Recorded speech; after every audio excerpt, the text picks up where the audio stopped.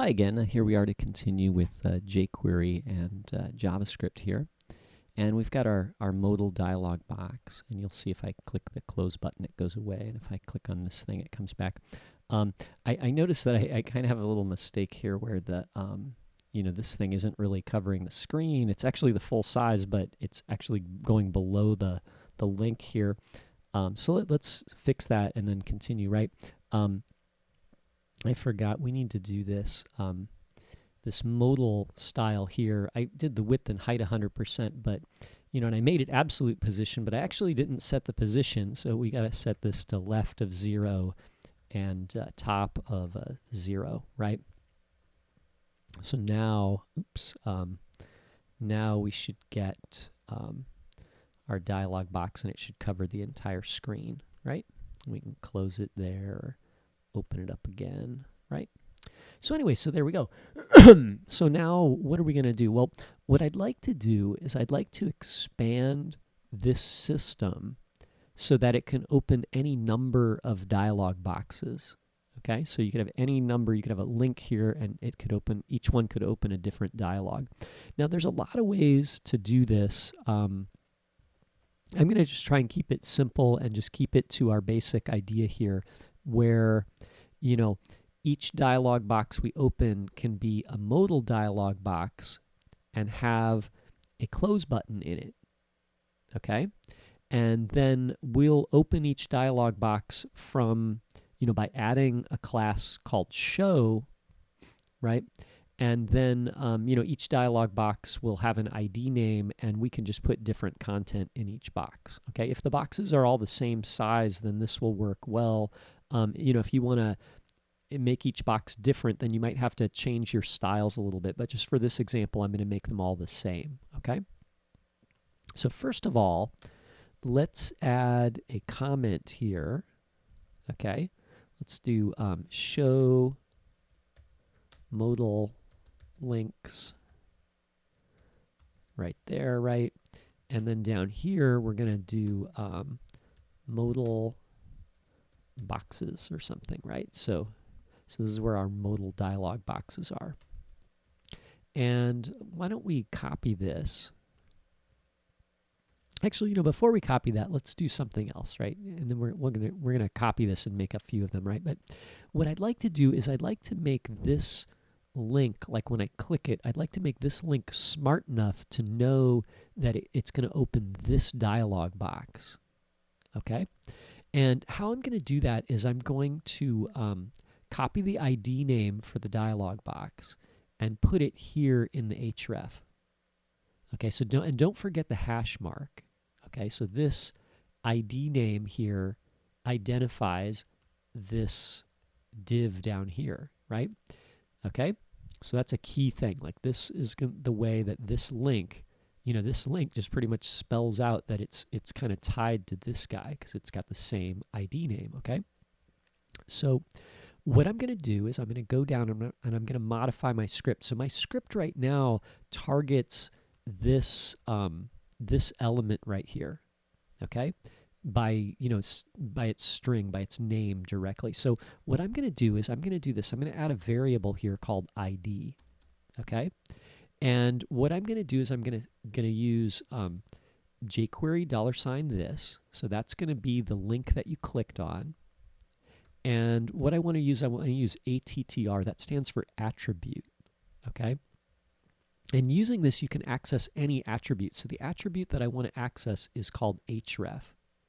Remember, that's the attribute right here, right? These are attribute names. So the attribute names always begin with the name, equals, and a value. And when you use the attr method in jQuery, what you're doing is you're accessing an attribute, and it's returning the value of that attribute.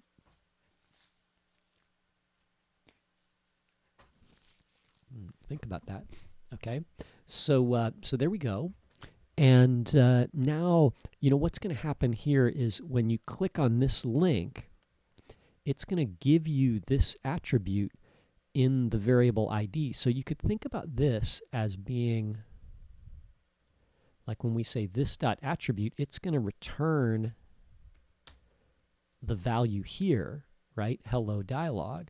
So that's the same thing that we have here, right? So what we could do now is we can just take the ID and put it in here, right? So here we'll use this dot attribute to get the href from the link, put it in a variable, and then use that href to select the element with this ID name.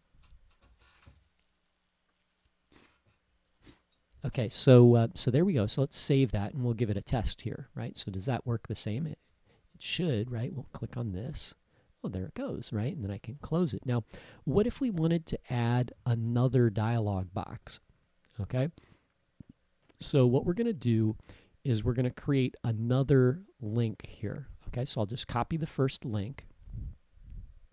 Okay.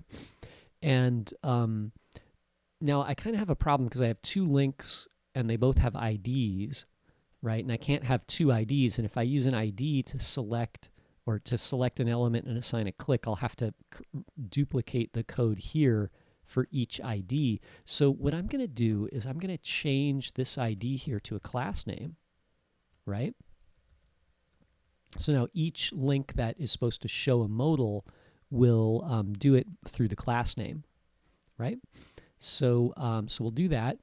And then down here, since this is a class name now, we'll use the dot show modal class, right? Okay. And then now I need a second dialog box because I don't want to show both.